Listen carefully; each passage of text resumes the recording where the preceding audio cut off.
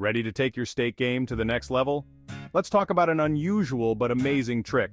Believe it or not, the secret to a perfectly seared steak is cornstarch.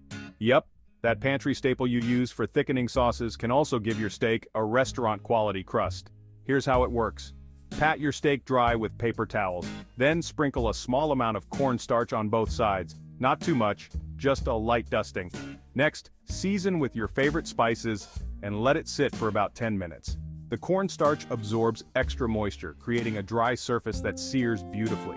When you toss that steak into a hot pan, you'll get a golden brown crust that's simply irresistible. So next time you're prepping steak for dinner, grab that cornstarch and give it a try. Trust me, your taste buds will thank you. Happy cooking!